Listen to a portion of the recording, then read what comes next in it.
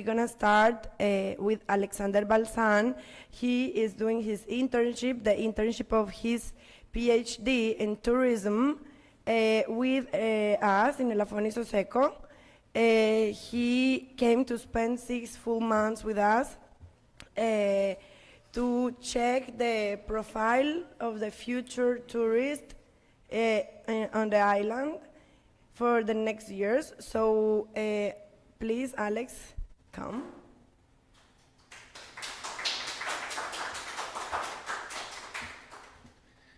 Well, good morning. Thank you, Enrico, for the invitation to participate not only during this Eco Week and this event, but also to the association for hosting me during these 6 months for my internship here in the island of El Afonisos for my PhD. These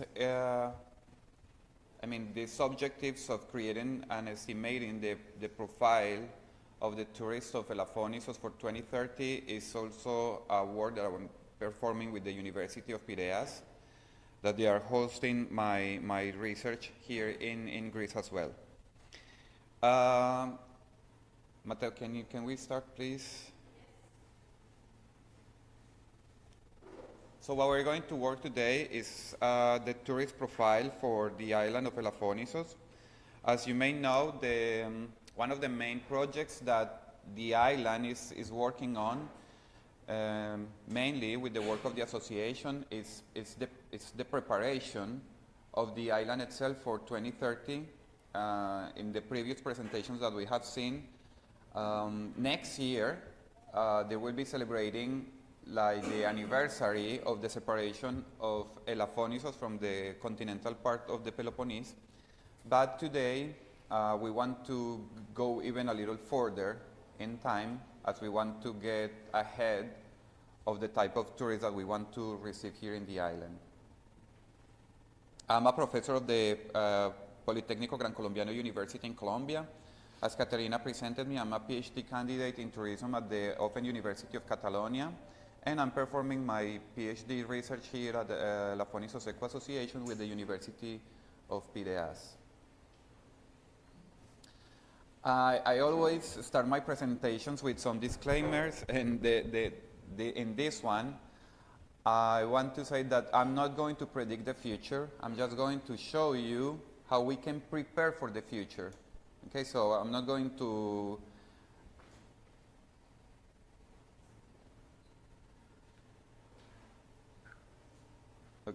I'm not going to show you or to tell you, I don't know, like I don't have the crystal ball to say how is the future going to be. That's impossible. And if someone comes to say that, trust me, don't believe them.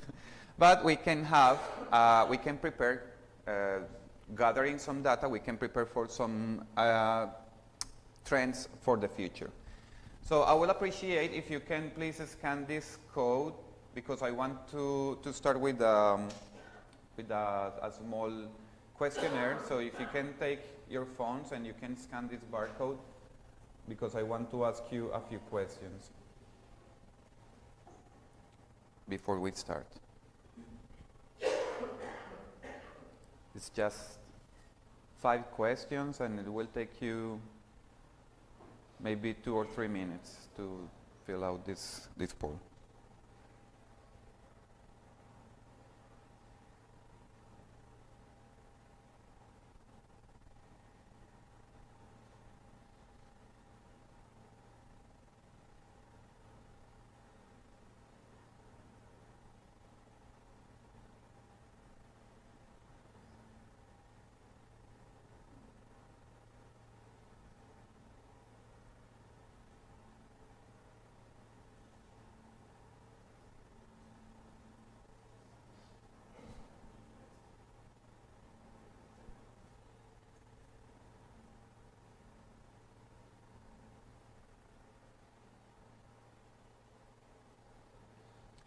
Just consider that the question number 5, it will request you to move on the upper side of the screen what you consider is more relevant, and then the lower part which you consider is less relevant. So you can move it with your fingers, or you can select the number of the position you wanted to make it.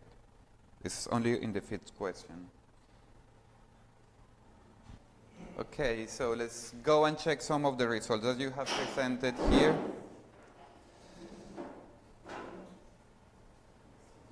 Thank you for all those who said yes to answer this poll. So when I ask you, I'm sorry, I need to move a little to the screen because I can't see very well. So when I ask you about what do you think is going to be the future of the tourism in general, well, thank you for voting about sustainable destinations, but there are many other options, and this is just a small sample of the types of destinations that we want to prepare for the future, right? This exercise that we are doing right now is precisely the type of things that we need to do in the island with the rest of the population, because we need to understand what do they want, because personally, I guess, as we can see, 66% of the people who is in this room, I mean 2/3 of the people who are sitting here, we would like a future in tourism in terms of sustainability. But not everybody thinks the same way, right? When we think also of how people prepare themselves for their vacations, well, we think that maybe people prepare their trips, and all of us agree that most of that when we are preparing our vacations, we take a couple of months in advance. But at the end of the presentation, I'm going to show you some data, so please don't forget this point. When we think about the priority of the tourist, well, we can think of off-season tourism, maybe not so relevant. When we see the connection with nature, it's like the second most important thing, as you all voted. Connectivity and artificial intelligence, not so important as well for you. But when we see, for example, personalized experiences, maybe now we're thinking about personalized experiences, and also not so relevant, the accessibility and inclusion in terms of tourism, which now is one of the biggest trends that we have in tourism, accessibility. Why? Because, especially here in Europe, we are getting older, and well, I'm not a European citizen, but European citizens are getting older and older.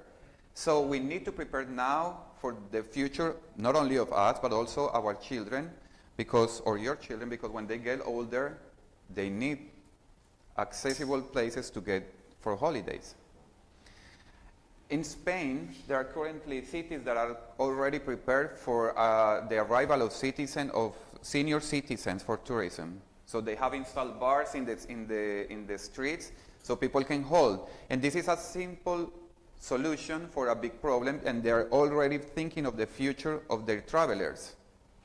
They're trying to eliminate the steps, and they're preparing the ways so people can go with the wheelchairs.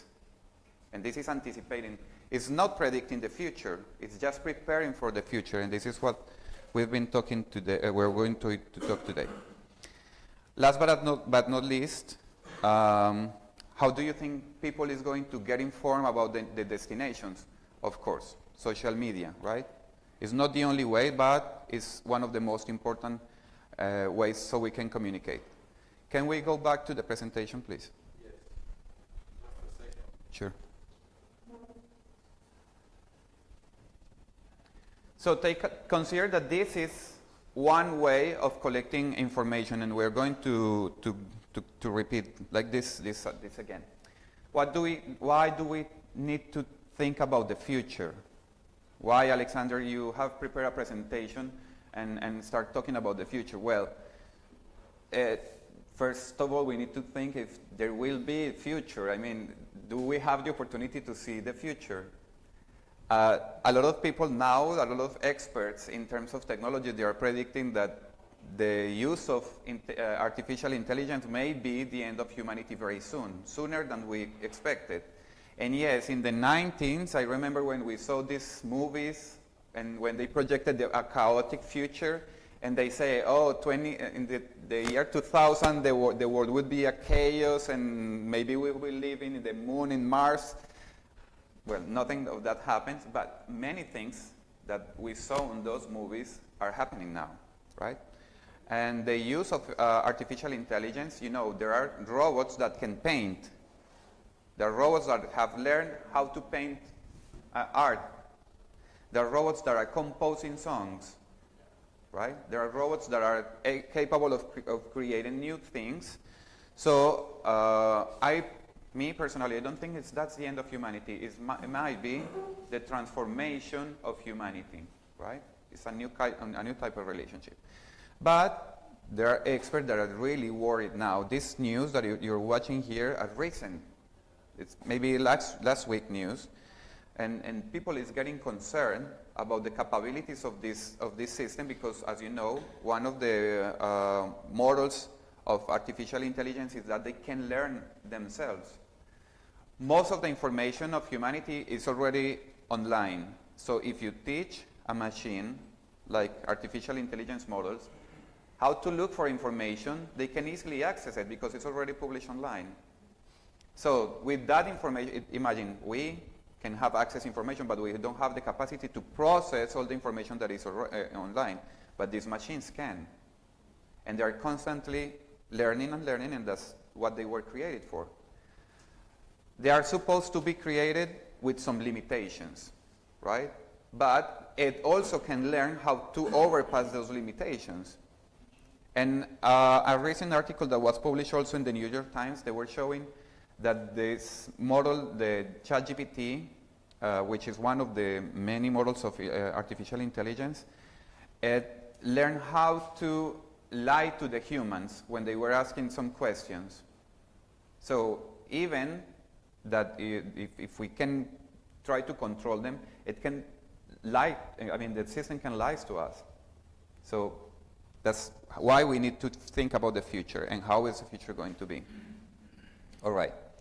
Now that we think about the future and we need to think about the importance of how the future is going to be, also we need to think of who is the people who's going to be in this future. And as destinations, which is my main focus of study, we need also to think who is this future tourist that is coming to our destinations. And of course, today we're going to focus on the island of Elafonisos. So first of all, we need to understand how the industry can adapt to this type of tourists. When I talk about industry, we refer to the hotels, to the restaurants, to the little shops in the island, the ferry companies, etc. But also, as a destination, and now I'm talking about the authorities who calls the people to come to the island, they also need to know how are they going to promote the island or the destination in order to attract these people. In the model of my thesis, tourism is only one part of the promotion system, but we can also promote the island to attract foreign direct investment, to attract international cooperation, to promote the exports of the goods and services from the island, and also to attract talents, right? Can also attract talents to come to the island and make knowledge transfer to the people, which is mostly what we are doing during this Eco Week, thanks to the Elafonisos Eco Association. But also, we need to increase or enhance the collaboration between the stakeholders. It means the associations, the hotels, the restaurants, the local people who work here in the island, etc., in order that we can create a plan and we can achieve those goals in terms of sustainability or the type of tourism that we want to approach during the next years, so we can get to 2030.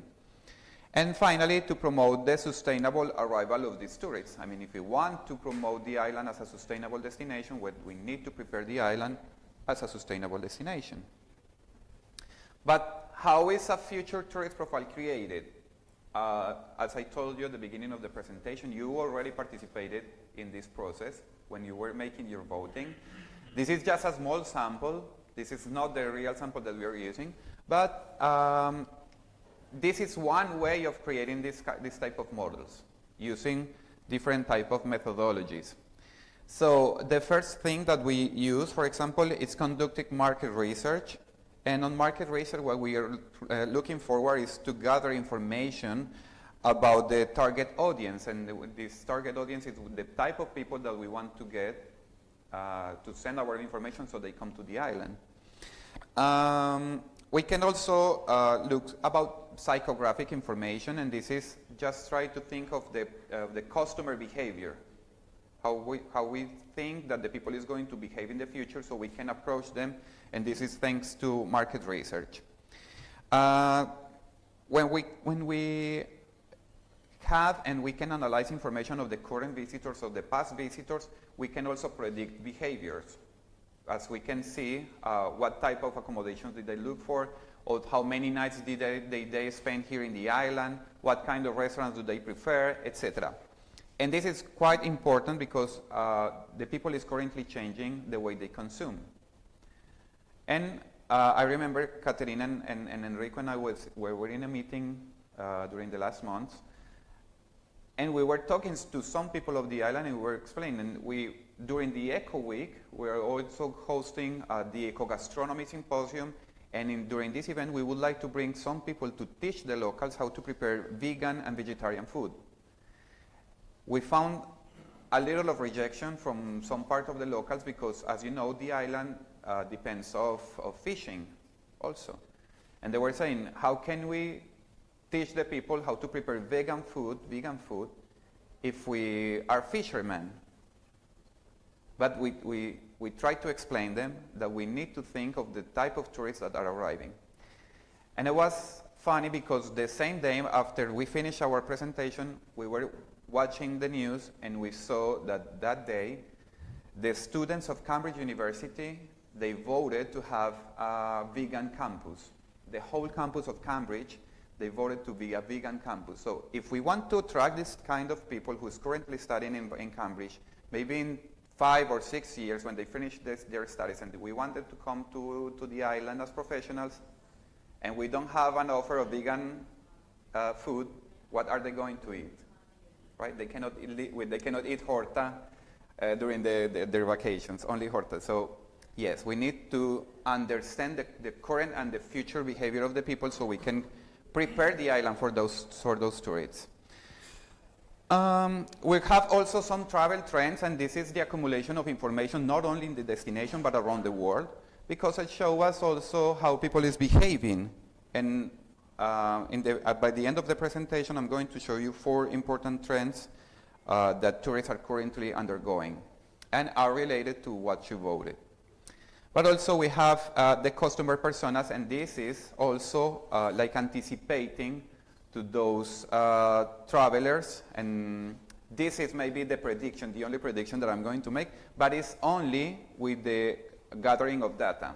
We gather data, we reunite all the information, and when we process this information, we can create some customer personas, and that customer personas is like a profile of the tourists that we want to come. We give it a name, we give it an age, we give some activities that they perform, and now when we have that, when we know, if you are an expert on marketing, you know that that's the way you can create the marketing strategy to get to them. So this is like the only prediction that we're going to make. When we are going to think about the future, we need to gather information from the past, right? So we need to think in retrospective. And when we think about retrospective, just take a moment and think of the things that we didn't have during the last 10 or 15 years. So you get surprised.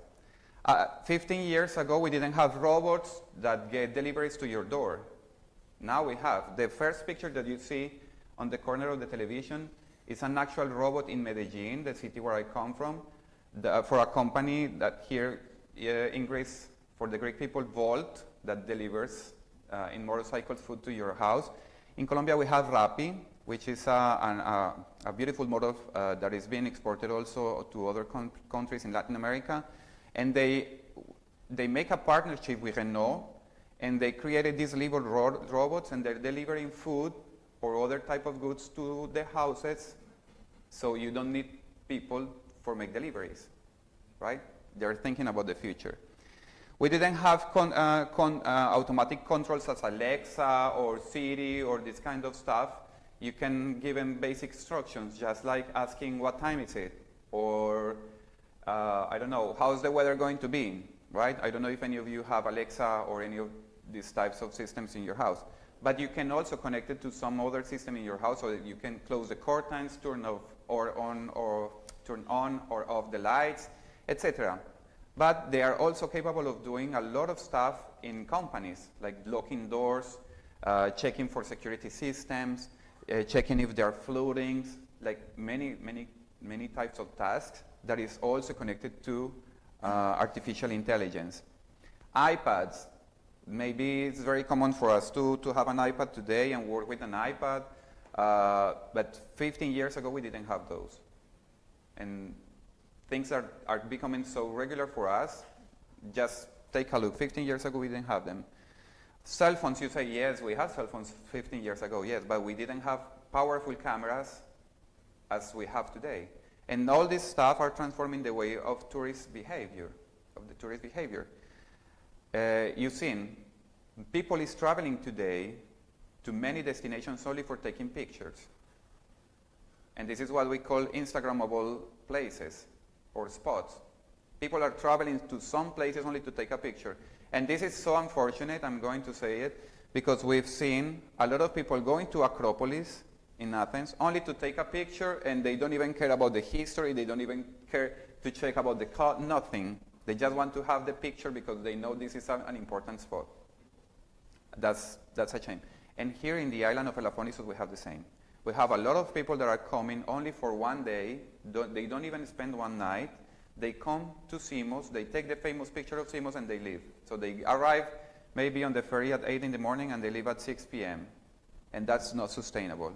That's not sustainable, so we need to think how to change that in the future. We didn't have coronavirus. Well, we did have it. It existed. It's natural. It's been among us for many years, but we didn't have the pandemics. And of course, this lockdown and all this process with the coronavirus, it will change the way we behave in the future. We didn't have influencers 15 years ago. Or well, we may have like a very little wave or stage of influencers, but not as we know it today. And you think, well, I don't care about influencers, or I do care about influencers. They are changing the way we behave. I don't know if you follow any famous influencer. I follow Caterina, which is a famous influencer in Colombia. But, no, seriously, influencers are changing the way we behave. And we are checking constantly the trends of influencers because they are showing us new things. But influencers, and this I'm going to take Caterina's words as well, influencers are also taking something very important to us, and it's the capacity of surprising ourselves, because we have seen everything. So when we come to Simos, we don't feel like this real sensation of the new thing, because we have already seen it thanks to the influencers that show it to us. So our feelings are also changing. We didn't have metaverse, and today we have hotels in metaverse. Marriott hotels, I don't know if you have information about it, but Marriott, they already have rooms available on metaverse. So if you have your profile created on the metaverse, you can stay on a Marriott hotel in metaverse. I don't know what you're going to get back, or if you're going to accumulate some miles or what, but you can have, or you can spend a night in a Marriott hotel in metaverse. And trust me, I don't think it's going to be very cheap. And we didn't have space tourism.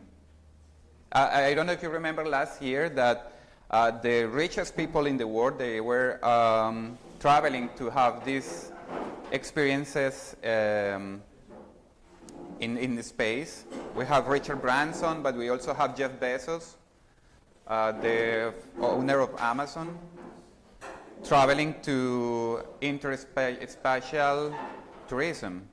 So that's also a new thing. So things that we didn't have ago. But let's go practical. If we want to create or anticipate this process of the future profile of the tourist, then we need to involve the locals. We cannot create and we cannot gather information if we don't involve the locals. We also need to work very closely to the local businesses, so because we need to improve them and we need to prepare them for this type of tourists that we want to attract. And also we need to make visitors to participate in the process. One way, and very easily to do, is using the user-generated content, which we can obtain from the social media, but also from the platforms that I'm going to explain later. Now, if we have already determined that the destination of Elafonisos, in this case, we want to promote it as a sustainable destination, when we need to check if Elafonisos is a sustainable destination. So we need to have a destination planning. We need to check if there are systems of environmental protection. We need to check if there are sociocultural authenticity that is being protected inside the island, and also to check that all the process is going toward economic viability. I'm not going to get into the detail of this checklist because this is mostly a task for the authorities in the island, but I'm going to tell you just one thing that happened, and I know maybe you have heard this during the last presentations of my colleagues here. There were a group of tourists, if I'm not wrong, from Switzerland, that they were walking down the beach of Panagia, and they found a dead turtle in the beach, apparently because it was eating plastic that they found in the island. This week, during this week also, there was a person who was walking around the village, and they found a cat in a very bad condition, and they wanted to help it. And they were asking, where can we take the cat so it can have first aids or something? There is no one who can take care of the animals in the island. No one, because there is no expert. So if we want to get into a sustainable destination, we need to take care of the animals as well. So this is a message for the authorities, because in only a couple of days we found one dead animal, and I'm pretty sure that this is not the only cat that needs assistance, but maybe there are many. And what is the plan I mean, if tourists are coming here and they're discovering this, we'll need a plan for this, okay? So when we take the stakeholders' point of view, we need to understand that, yes, one of those points that are we working in terms of sustainability, so we can call this a sustainable island? If we take it only for the environmental side, we can say that yes, we are working, and the Elafonisos Eco Association is working to improve the sustainability and the protection of the ecosystem, which is an endangered ecosystem, as has been already recognized by many international organizations, that small islands are endangered ecosystems. So thanks to Enrico and all the people who work in the association, we can say that there is a plan, and there is a master plan, which include many points, like providing safe and clean water to the inhabitants, like protecting the beaches, cleaning the beaches. We have students that come from France and other territories that help us every week to clean all the plastic and all the pollution in the beaches. During the Easter season, that is still winter, many tourists come to the island. We had a group of 21 students that came from France, and they help us to collect. Only in 1 week, they collected more than 26 big bags of garbage from the islands. And considering that it was low season, no tourists at all, in 1 week, more than 26 big bags of garbage. So imagine if we are not here, or the association is not here bringing these students as volunteers, and we are not collecting this garbage. Where is all that garbage going? Then we have the result with the turtles, right? So let's go practical again. How can we collect data? You already participated in one model. We can also work with non-structured interviews, and this is having conversations with the authorities. When you have non-structured interviews, it led us to, as we are receiving information, to create new questions and to keep asking, mainly to the authorities, but also to other important stakeholders. We also have field work, and this is why I'm here in the island, like for a long term, to check the behavior of the people toward the tourists, and also the tourists toward the local people. And in the field work, we have something that we call observation, and that can be obtrusive or non-intrusive observation. Mostly, the type of observations that we made is obtrusive, and it means that we are relating to the people. We are talking to the people, and they can see that we are taking notes when we speak to them, that we are asking questions directly to them. When we are working on non-intrusive observation, it's just as when we see from far away, and they cannot see that we are watching. We have questionnaires that could be qualitative or quantitative. You just help me with one, which is mixed, quali and quanti. We can use information from social media or platforms as using user-generated content. And this is extracting information from social media. I will show you an example in the next slide. We can also collect information in events like this. This type of events is really important to collect information, and tomorrow, I guess, we're going to have like the summary of the event, and in this moment, it's where we can see all the results of what we have been talking during this week, but also the proper use of artificial intelligence. Now, it's a better, a proper way of collecting information for analyzing in the future. How can we analyze this data? When we have one methodology that is called content analysis, and this is we can use this to identify some patterns on the behavior of the people. We also have linear regressions. This is a quantitative methodology that we can use when we have information from the past. We can use these lines or this information to prepare or to see how is the future going to be. This is 100% quantitative. We have something that is called correlation analysis, and here what we do is we identify the relationship between different variables. How are those variables connected, if they are connected or not? Okay?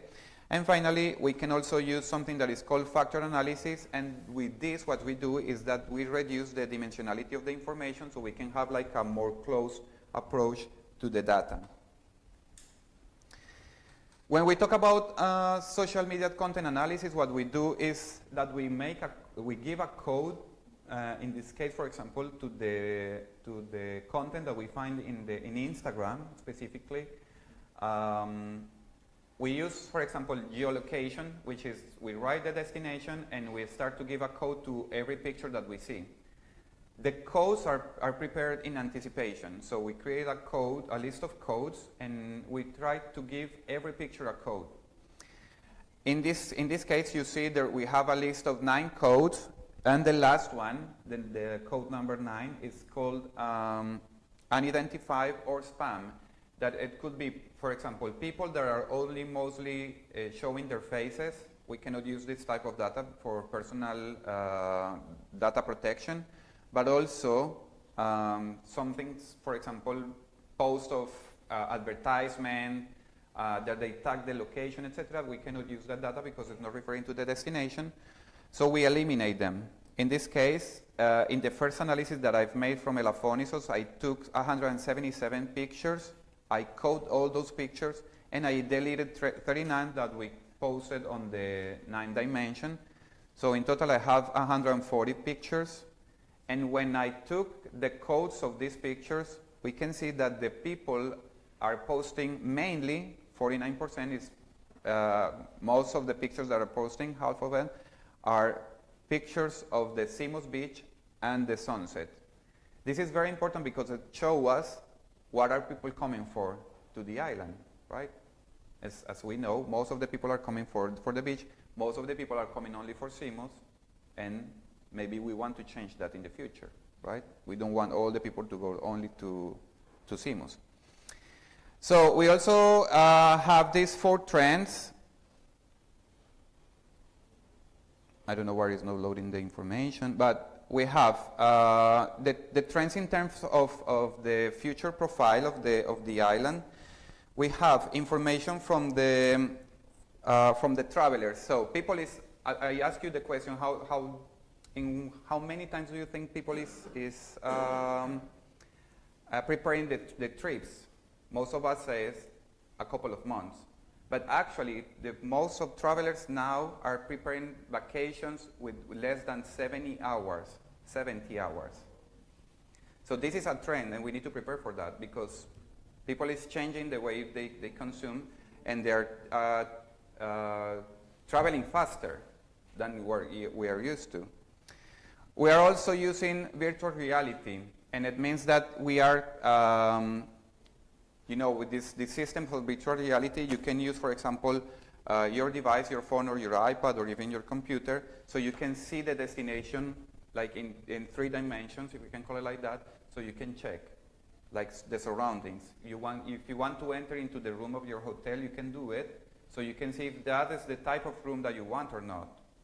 So the restaurants also, if you want to see the dishes before you go to the restaurant, if you want to see what you're going to consume, you can see it now in virtual reality. And also connectivity. People is always looking to be connected online. So if we have an island so beautiful, but there is no connectivity, it might be a big problem because people needs to be connected all the time. And we know, this is not a secret for any of us, that Greece, in general, they have one of the most expensive internet connections in the whole European Union and not the best coverage in terms of 5G.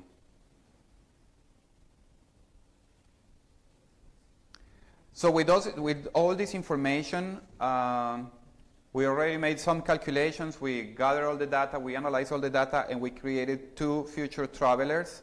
And we have this first one, which we call Emily. Emily is a female between 30 and 40 years old, and we can call her as an eco-explorer woman.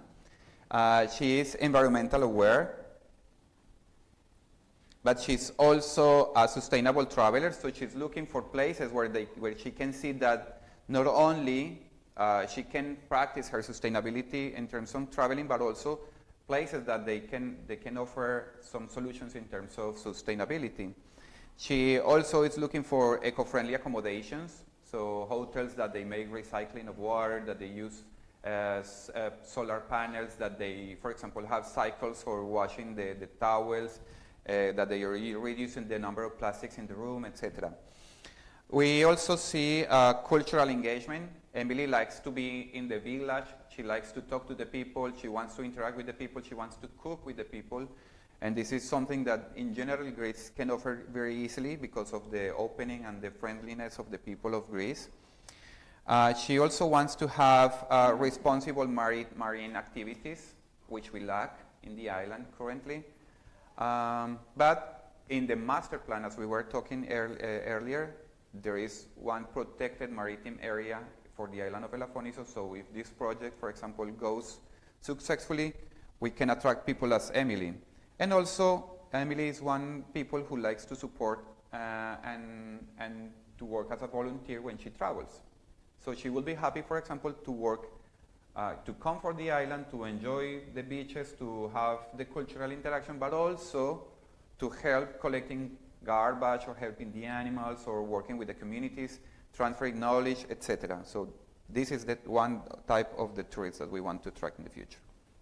And we also have Sam, which is a male from 35 to 45 years old, and he comes with what he considers his eco-family. So he's married and he has 2 children, and he has this environmental awareness.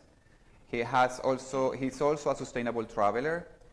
He likes he's a wildlife enthusiast, so he likes to go to the mountain, he likes to go hiking, he likes to go sightseeing and also bird watching. But we have been talking about this also, the problem that we have here in the mountain, behind us, right? Beautiful place that we have here in the island, a mountain, but if you go hiking, you're going to see the dump, a lot of garbage, so we need to prepare that for this type of travelers. He's looking also for family-friend facilities. If you go around the island, you're going to see that this could easily be an island for adult people because there are no attractions for children at all. There is no one place where the children, not even the children from the island, can go and enjoy themselves. We only have one basketball field, but nothing else. So if you bring children to the island, there's nothing for them except for the beach. This kind of traveler is also looking for environmental education, as he wants to teach to his children about environmental issues. So It will look for education, but also low carbon practices. So he's looking also for sustainable mobility, for example, so among other things. I don't know if you have realized that these two pictures of these two persons that I'm showing you are created with artificial intelligence. Of course, you can see it's not real. They both were created with artificial intelligence. I just gave him some information to the system. Give me a picture of one person in Greece. I said a woman from 30 to 40 years old, and she's eco-explorer, and they created the picture for me, artificial intelligence. And in this case, the same. Give me a traveler in Greece from 35 to 45 years old that is eco-family, and they gave me this option.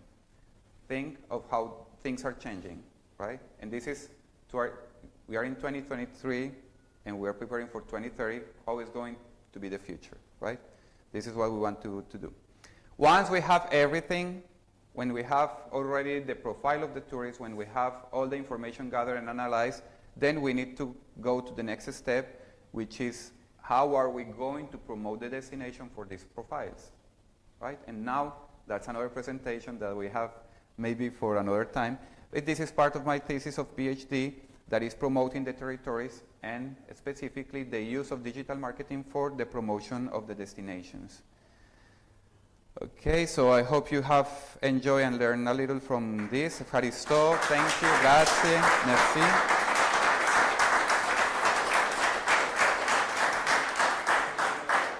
Thank you, Alex, for your presentation. We can analyze here something interesting, and is the future and how people are moving also with feelings. And let's say the most digital we get, the most need of nature we have. Because if you notice, there is a study by WSG, and there is any time you are super connected, you always say, I need to switch off my phone and a day off of this. So the most digital we are, the most nature, relax, and heal we need. So that means that the digitalization and the future, the technology is coming with by the hand with the sustainability and the nature, because we need to have the feeling that we need to relax and disconnect from technology. And this is not going to change. So that's why the future is sustainability, nature, and technology, which is very important also to keep in mind that the deseasonalization of the tourism, it's also the future. Because when we talk about sustainability, we talk as well about local communities. And local communities needs to be sustainable. So if currently we have 400 people during winter and 6,000 people during summer, and it's only 2 months. So July and August, the island is full of cars, full of garbage, full of people. And the locals have to have even 2 jobs the same day. They can cover all the rhythm for the 2 months. And after that, what? So we need to think how to bring people that can stay in the island, they can bring knowledge, they can bring better habits, and they can stay longer to improve the quality life for everyone, for the tourists, for the locals, for the island. And this includes the behavior of the tourists that Alex was mentioning. Let's say, even if, let's say, the people are coming for the picture, those 6 hours, we have 6 hours to make people know how we will act, how we do, what's the behavior of us. So let's say, when people, years ago, Bali was not so famous, nobody knew about Bali. And suddenly, everybody started to go to visit Bali for the picture. I went to Bali for the picture. And the reality was 2. I went to 2 different places, and one is full of nature, tradition, locals, where you go and you buy your hat, handmade by the woman there all day working, and then you go to other part of Bali where are all the Australians drinking, having fun, and taking pictures to show people they are very cool surfers and good life. But even there, them are welcome because they are also helping the economy somehow. Even just to come and promote, they are also a promoters. So this negative thing, we can make it positive if we teach them how to behave. So the fact that we are having, let's say, the project with free plastic bag shops that we're gonna start this year, and at the beginning in the ferry, we give them a bag where we explain to them we don't want plastic. We are teaching them once they arrive that even they stay 6 hours for the picture in Simos, we don't want plastic. So it's slowly, we are building this profile until we achieve something that is doable and decent for all of us.